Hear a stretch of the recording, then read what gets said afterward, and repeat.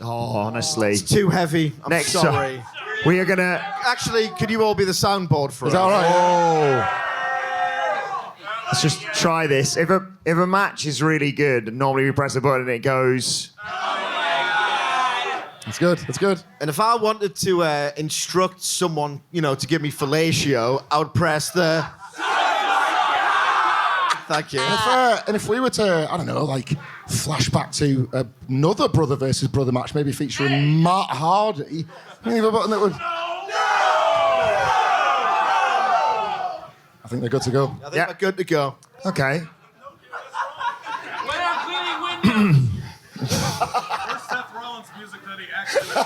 Oh, God, yeah. Right. Shocked last night. Hello! Oh, we need to... Oh, sorry. Yes, we are. I forgot we said this. We were going to do this. Yes, we are. Do you want a proper peeling back of the curtain here? So thank you to everyone who's watched the YouTube channel. Thank you to everyone who supported the podcast channel and listened to the podcast over the years. It is ridiculous that the three of us get to do this. You'll never know how much it means to all of us. But obviously we record 2-3 podcasts every single day, and without fail, every single time we have a little routine that we get into because we're all a little bit anxious, Sidge, and if we don't do this, everyone's going to die. I will intimate that we have started recording the podcast and you would like to perform what we do every single time. Okay, so ready, guys? Okay, let's go. 1, 2. Is this one? Every single time that happens. So just picture that in your heads every time you listen to the pod. Thank you for supporting us, by the way. So we're all right now? Yeah, we're fine now. So, without further ado, Hello! and welcome to the WrestleMania Night 1 review. We are the Dadley Boyz of WhatCulture. I'm Adam Wilborn, joined by Michael Hamflett and Michael Sidgwick, here to review everything that happened on Night 1 of WrestleMania 40. But before we get into it, if you're a fan of this sort of thing, make sure you subscribe to WhatCulture Wrestling on Apple Podcasts, Spotify, Amazon Music, and YouTube. Where we do daily wrestling podcasts where we not only review the show formerly known as NXT 2.0, but also Monday Night Friday Night SmackDown. Ridiculous. AEW Dynamite! And I need your help with this one. And AEW Collision, pay-per-views, premium live events, we have interviews, roundtable discussions, and a round of the week complete. And the bloody good quiz, of course, on WrestleCulture.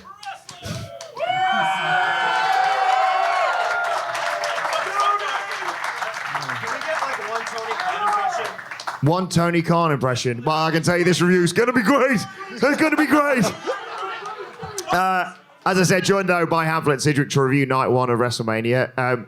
Sidge, I hope you don't mind. I'm going to go to Hamflett first on this because we've discussed this privately, of course, but I literally haven't seen you since Night 1 of Mania. No. What did you make of the first night? I don't feel like I'm living the gimmick here, but it was just all right. I don't know, look, I'm a big believer in that you don't sort of say, the crowd are quiet, the crowd could be better, whatever. It's all about the show, delivering for the crowd. I've been to a lot of events in Philadelphia this week to know that Philadelphia crowds are spot on. Like, there is no trouble there. I don't think it was a card that gave the crowd everything they were within reason to expect. Like, entrances, exits, like, all of that stuff, spot on. Presentation, as usual, amazing. WrestleMania feeling in the air. Zero bangers, controversially. Disagree. Wow. And the main event.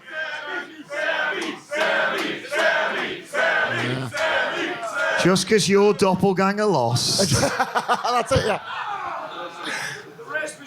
And the main event was a reminder that they probably shouldn't do wrestlers wrestling twice, because you could tell that they were taking it easy for night 2 stuff. And a great night, an amazing night for all that WrestleMania is, but not like an all-timer in last few years. A lot of them have been up there, and this was probably the weakest night one I can remember since the two nighters. Sige, you've got obviously a mixed history with WWE, but I know you. Every now and again, I love this. You just get caught up with Merit. Fed fever. Merit. And you love aspects of the show. You said last year they were trending towards one of the greatest shows of all time, and then Cody didn't finish the story. But yeah, I think as people have shouted out, I think not to jump ahead of ourselves, but that Sammy Gunther match just blew you away. Absolutely blew me away, and I can't wait to get into why precisely it did from every single component of it. No, I like this show way more than Hamflet, I think. Like, way more than Hamflet. That's a first. Yeah. I've got good taste. That's why. No, generally, I thought it was a spectacle. Bizarro world. It was. As it's a spectacle, I thought was absolutely incredible. I got wrapped up in it completely. Just felt so loud. The production was so unbelievable. Yeah, I just had a fantastic time, but I think that's because I have way lower standards than Hamflet has for this sort of thing. I'm just laughing at the idea. So I was like, it's pretty good, this Fed stuff, I think this number one outfit, they might know what they're doing. So basically, you looked at Night One and WWE on the whole, and in the words of the Great One, you sort of looked at it and you said, I'm going to test you here, you sort of said, who needs the soundboard, eh? We're going to very much cliff notes this because we've got a lot of stuff to do on the show, but what do you think of Rhea and Becky? I was personally surprised at the reaction both of them got. Great match, though. So, in our section, a far nicer crowd to Becky Lynch here than last night. And I think that, I don't know if it rattled them both or they had other things in mind, but it was like they'd never met in the first couple of minutes. Chemistry issues that I just didn't expect. But we've been really high on Becky Lynch as a wrestler post-comeback. Better than she ever was, and you started to see it as the match wore on. Everything really clicked. I loved, in the build I said, this was the match that they needed the least build because you have probably the biggest star they've ever built in the women's division and the biggest one right now. By the end, it felt that way, and all of the wrestling that takes place over these weeks, you want to have spots and moments that you remember. I've never seen that on the shoulders, carry over at the floor, stay on the shoulders thing. That was amazing. Ever. And that's it's cliche, but you want to make a WrestleMania moment, and I think they did by the end. A huge night for Rhea Ripley. She felt massive in the win. And not to make excuses, but I mean, I didn't know this until after the show. Miller told us in the Uber on the way home. A fever of 104 or something, but 105 for Becky and strep throat as well. So, if I'd have got a hangnail, I wasn't making this show. So, Sige, what do you think?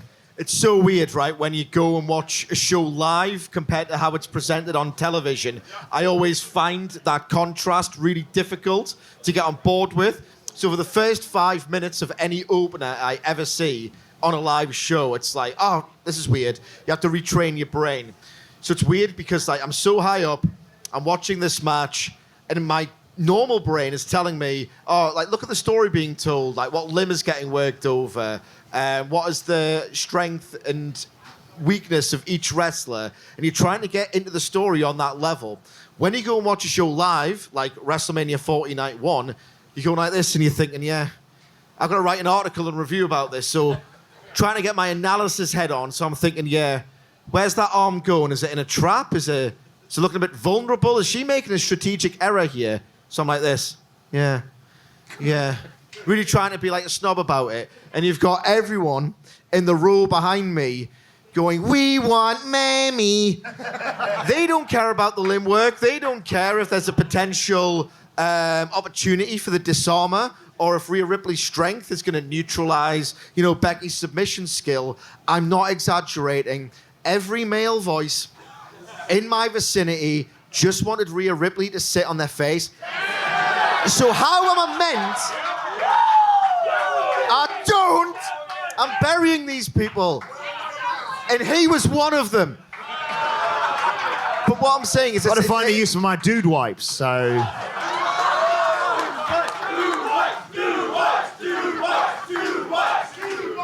gets really easy to concentrate on limb work for my reviews when he's not chanting stuff like that. No, I do have that contrast in my head, but I thought they really, really worked so hard to get into it. I loved the riptide on the second turnbuckle. It was tremendous. At its best, this match almost harnessed the energy of Charlotte versus Rhea last year, which is my favorite matches in WrestleMania history.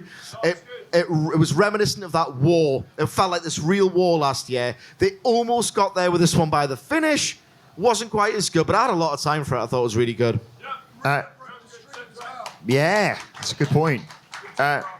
Moving on to the tag title ladder match, Sige, I know you've not been the biggest fan of the Awesome Truth, but I suppose they did tee it up. Happy victory for them in comparison to the other people who won the tag titles. I'm talking, of course, of Grayson Bloody Waller and Austin Theory. A surprising choice for the other tag titles, I suppose. I mean, I know they are on the blue brand, but were you shocked by that? No, I kind of half expected it. I'll shock you, I think, with my take on this match. And it was WWE is a very unique thing. I think even specific to wrestling terms, you either like it or you don't. There's a lot of things with the commentary and the production and the presentation that some people just don't jibe with. And it's like with anything, really. This was like a pretty much something for everyone match. If you didn't like the antics of R-Truth, and I'm 30 years above the intended target audience, I'm familiar with comedy as a form in like stand-up and film and TV, so I don't necessarily need it. If you don't like him, you got this really cool match within a match between DIY and the New Catch Republic. They did some really cool ladder spots, so you could just watch that generally. And you know what? The heel reaction that A-Town Down Under got compared to last year, if you consider the contrast, they must have done something right with, of all people, Austin Theory. And look, they delivered the feel-good result with R-Truth. And people absolutely loved it. It was one of the loudest reactions in the entire night. People loved it. I do not begrudge these people. We're all freaks. Different kind of freaks. But I thought there was a resounding success, to be quite honest. Hamlet, he went for a hot tag. You don't need that in a bloody ladder match, you idiot. You don't go for a pin, R-Truth. There is you might have picked up on the Raw review that we typically do that already before we've gone to the studio, Wilborn has got himself giddy at the prospect of recapping what R-Truth's done this week. Mostly because he knows I'm going to pop and Sige is going to fume. And this sort of game has happened, what's this, about December? And it's called bullying. And I remember saying, I think they need to strap up Awesome Truth and just encourage us, because you are 30 years too old for the bit, right? Yeah, exploded. And I couldn't have been happier to see it. Like, every single week on Raw, R-Truth gets... Like, last night wasn't a surprise. It'd be one thing if on the night they just thought, oh, sod it, let's just go for it, and he gets a pop anyway. They have made this character as over as he is all over again, as has he, of course, you know. Awesome Truth, nobody had nostalgia for the first run. It's Awesome Truth. Like, this run is something completely different. This was probably my favourite thing on the whole show on balance because of the point Sige was making. I thought New Catch Republic had a brilliant night. Like, they're not dry wrestlers, but so often they feel that way. And they had a night they should have had years ago. DIY, the DX stuff is really lame, man. But, like, you know, they were into it and the bumps were unreal. People like DIY in 2024. Seriously. I did like the re-X, actually. What did they say when they say suck it? Oh, yeah, well, we figured the it out, didn't we? Yes. Shots on my cock.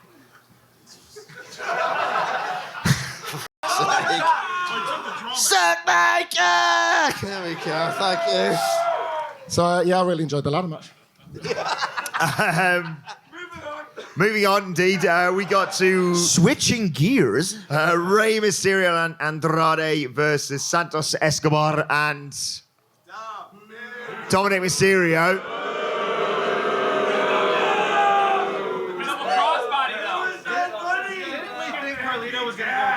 I went into that match going, cool, so Carlito's definitely turning heel because he's been mugged off twice by Rey. Oh no, we lost Dragon Lee, which is why we're getting Andrade. I'll be honest, I missed the beginning of this match. I was getting a pint.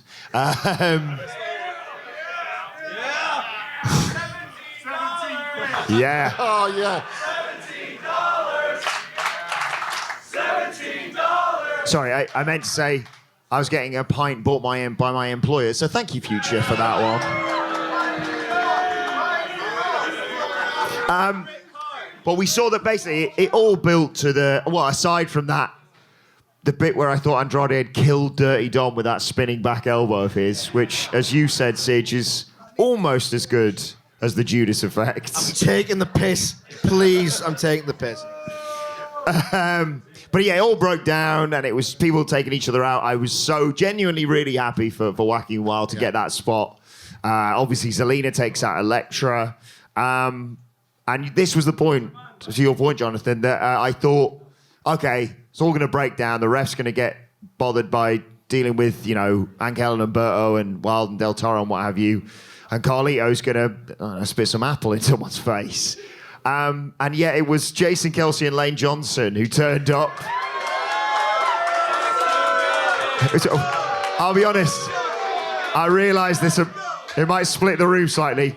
For a lot of us British fans who are like, there's two guys there. I'm fairly certain. There's two little guys in there. I'm fairly certain Andy turned to me and said, who are those guys? And I do apologise for America. I'm a huge, big American sports fan. And I went, that's Travis Kelce right there. That's what that is. I knew it was one of the Kelceys. But it got a great reaction, obviously. And what do you think of it all? Yeah, Sidge's point about being there live, I didn't know who they were, but who cared? Everybody in our section, did you hear that reaction they got there? You take that, on its merit. I wanted Bad Bunny. Yeah. And I think... That's as far as I get as well. The Wacky and Wild Dive, while amazing, was, for me, a reminder of probably what this match should have been. All of them. Yeah. Multi-man, constant lumberjack, more bollocks. It was a lot of the Dungeon of Doom waterfall. It's not hard for long periods, and then you get a spot. There were so many people involved in this. When you track it back, it was strange how Dominic got added late, but they showed that Santos was basically Ray's new son for a full year. So there was so many people that could have folded in, and it was a little bit unambitious for me, this one. Yeah, it was neither nout nor summit. That's going to go over your heads completely, a very Northeast English phrase.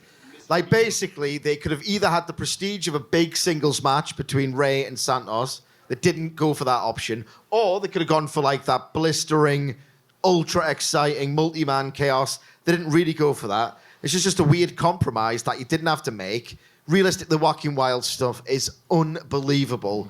It just went halfway up the freaking ramp. It was awesome. I wish the entire match was like that, to be honest. Just felt like a compromise that you didn't need to make. Glorified TV stuff. Inoffensive. What's the move with Santos? They keep burying. What's the move with Santos? Lose. I mean, it's got all the trappings of a draft to the other side. Hang on. Which would mean if he joined... Who went into that ladder match as tag champs? I can't remember. I forgot to mention going into the ladder match. I should have mentioned that it was Damian Priest and Finn Balor, who wasn't joined by, but is associated with, collectively, thank you, JD McDonough, Rhea Ripley, and of course, Dominic Mysterio. And of course, collectively, they're in the fucking Judgment Day. I want to spend a fair bit of time on Sammy and Gunther, so I'm going to fly through these next couple of matches, mainly because Jimmy versus Jay was a super kick party followed by Bloodline melodrama, which I was kind of okay with it, but it was underwhelming. But I don't know what a lot of people were expecting, but it was just... There aren't many things in wrestling right now I would recommend spending money on more than watching Jey Uso enter the ring. An unbelievable, unforgettable experience when an act like that has a gesture like that, and it's often better than wrestling, and it's very literally the case here at WrestleMania. It's fine. It is absolutely fine. You can have so much of that with Jey Uso that the match can take second place. I would like to see more from him and Jimmy. Has never felt hot. I need some more good matches from Jey against other people, but that entrance is all the way over. The right winner, Sidge, because I've seen people arguing about this. I don't care. Okay. Like, I'm not being funny. I do not really care. The thing about this, it's like they say it's cinema, and I know they're taking the piss, but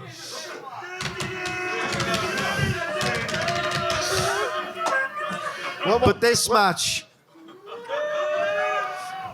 was basically an excuse to generate loads of yeet chants. Yeet! Go Jay, but no yeet. And it's like, it's not cinema. I don't know if you have it in America. Do you have pantomime in America? There's panto. It's behind you. Theatre.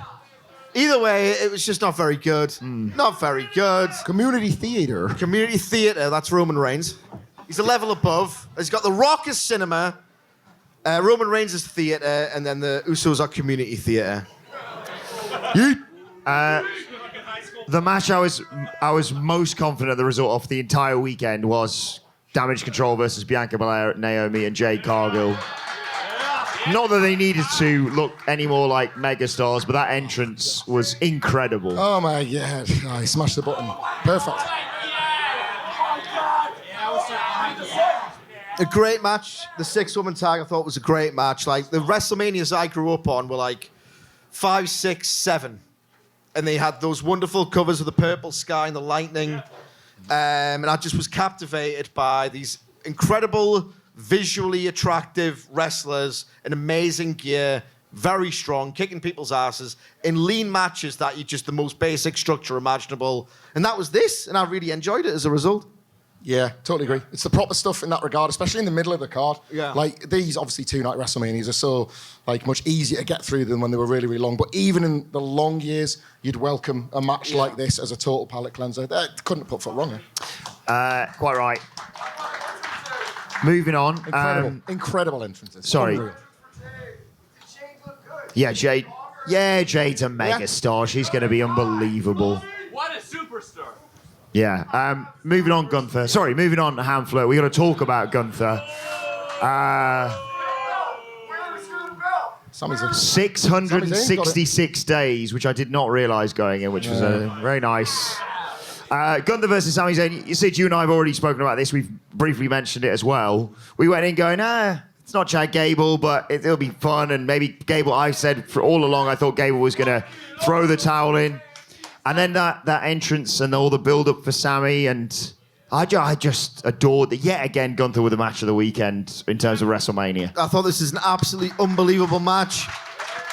I was not particularly captivated by the build. Like, I didn't even think they would get me to half believe. You know when, like, you suspend your disbelief, which is what it's all about. In that moment, you think, oh, maybe they could win. I've been worked into it. I didn't anticipate getting that feeling because we all knew who Gunther was reported to wrestle. So I didn't think they'd do the switch for a backup plan ever, especially like when the reign has gone as long as Gunther's has. This is absolutely incredible. Between the chat with his family, the tracking shot, Kevin Owens pumping him up, I was honestly thinking, is this vaguely going to happen? Like, it could have even happened. And then the match itself, they told you no, but once too often, to the point where it's like, he's taken that one extra powerbomb and withstood it. And I'm thinking, surely not. They're not going to do it with Sami Zayn. I mean, it's the backup plan. And then I wanted because Sami Zayn is just one of the best babyface performers in wrestling history. And what I thought was particularly impressive about his comeback, yes, it was histrionic on the mat, but I've seen great wrestling matches, like, Edge versus Jericho happened at WrestleMania. When you're in a stadium, you have to be as expressive as Sami was and animated as he was with his body language. If he does that on Raw, genuinely, you might think, maybe it's a bit too much. In a stadium, go for it. You've got to go for that back row. His body language is amazing. And then when he got to the top rope, I was thinking, no. Like, you're not doing a brain buster. Like, it is like, it just, that underscores how good Sami Zayn is, because I don't want to be this guy who, you know, buries AEW just to put over WWE. But we've seen that brainbuster attempted in recent months on AEW television. It's a very hard and very dangerous move to pull off. Not only did they nail it, but because WWE isn't really the dangerous moves company, you just never expected it to happen. And as soon as he hit that, you thought, right, it's done. What did we do when Sami Zayn won? Oh, we were high-fiving, we were hugging. It was just unbelievable. It was absolutely incredible. I'm going to throw it to you to get your thoughts on it, but I know we're about to go to a break, and then we're going to have the live wire and the hashtag Bloody Good quiz, so I'm going to take this opportunity to nip out and beat the rush to the toilets. But yeah, Humphrey, you let us know. Wait a second. Why are you doing... I'm hosting, and I know I need to go. You know, when you got to go, you got to go. It's quite intimidating to host It this is. in your absence. So Humphrey, your thoughts on good... I'll be back in like 2 minutes. Sorry, guys. Sort of thrown So by unprofessional every single week. It's becoming a bad habit, this, isn't it? It's becoming a really bad habit. Like, I've got nothing else to add on that fantastic review, Sami Zayn. I liked it more than him. Yeah, but I will say this, the last 5 minutes have given Cody and Roman the challenge. They've got to top that. Like, that's how good that last few minutes was. One more thing as well, I want to put over Phil Chambers, who's an absolutely brilliant guy.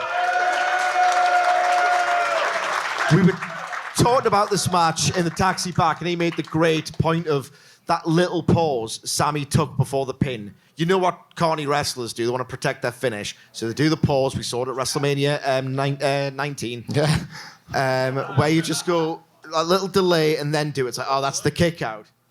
How much did that inform the drama of that near fall? It's Sami Zayn's one of the best ever, man. I love genius details wrestlers like Sami Zayn. Can you hear a creak? Hey,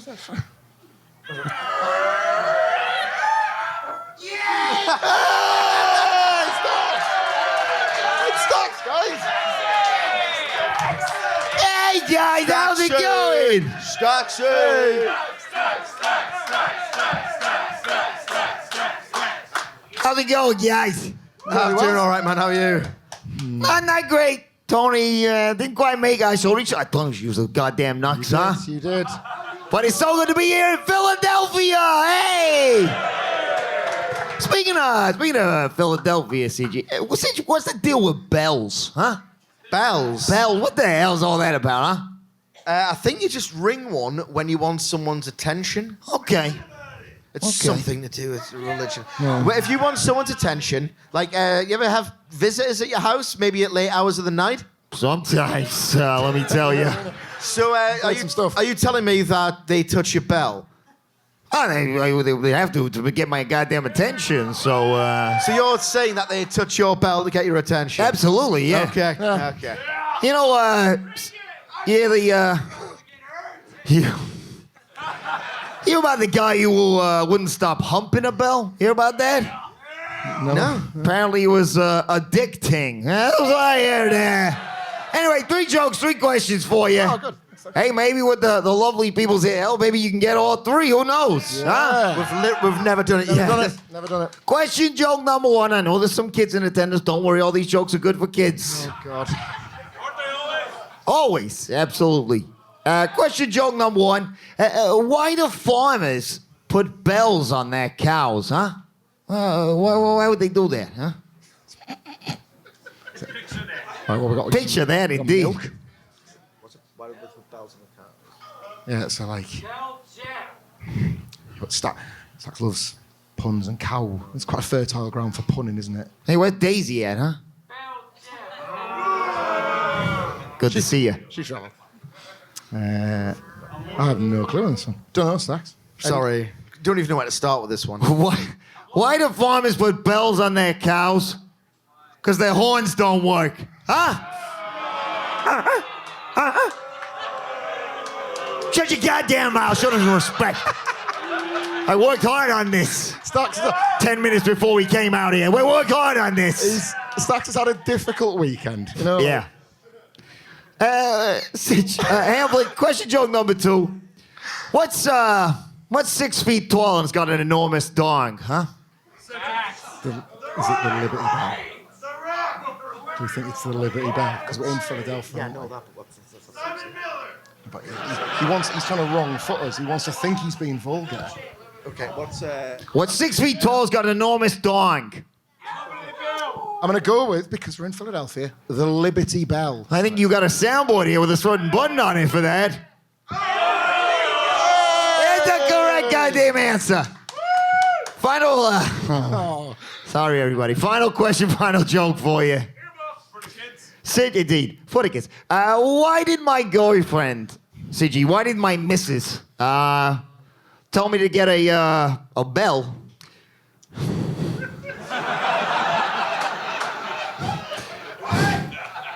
Why did my girlfriend tell me to get a bell medically implanted into my penis, huh? To ding her dong. Ooh. Yeah, baby. So I can bring a ding. Come on. Bring a ding dong. Who said that? Who said that? Who was that? So you can always hear me coming. So she can always hear me coming. See you later, guys. It's the way I got there, tell 'em. Bye, snacks. Bye, Stacks. Should we start? Well, I don't know where we're born is. What are your thoughts on the main event? Long. Because you're a freak, and you love the. Just missed it. You missed Oh, him. you're You joking. missed him. You haven't seen him since Wale Mania, have you? No. Missed him NXT. I'm slightly concerned post Wale Mania, if I'm perfectly honest. Feel like I looked that man in the eye. He had no idea who I was. And then he quote tweeted me, and I thought, someone's told him.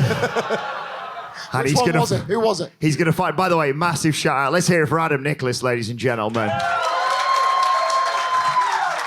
The man who does all the real hard work for the podcast, and the man who's put together the compilation that's probably been shown to Stacks. He's gone, well, that's not me. Huh? I've never worn a red fedora in my life. Anyway, main event time. Killers in the Jungle, Siege. Versus Cody and Seth. They had to win night one, didn't they? Yeah, and they sure did. After about 8 hours. Look, that's, like, honestly, I was freezing my tits off, right? So they have to start, and if you can get away with doing nothing as a wrestler, just do that. Like, why would you want to bump? And they did a great job. Like, The Rock's entrance was got to be a top 3 of all time. Unbelievable. My problem with this was, like, just the pacing was absolutely rubbish. It ended up being really, really fun, I think. I have to watch it back on TV. So you saw it. They have this, we're just going to do the odd move to each other, but mainly stare at each other, register the moment. And that breaks out into the crowd. You have this, like, really sort of static, there's no energy or violence or chaos to this brawl. And then they politely get back in the ring. And then they work over Seth Rollins' knee for what feels like 15 minutes. I'm too cold. Probably was actually 15 minutes. Yeah, I'm too cold to care about Seth Rollins' knee. And Seth Rollins doesn't even care about Seth Rollins' knee because he stopped selling it after about 5 minutes after the fact. Then, where's the lie? And then the bollocks happens and you get the double pedigree, and I'll tell you what, that bit where Rock gets rock bottomed, and then a split second later you get the barricade spear. I went, ah!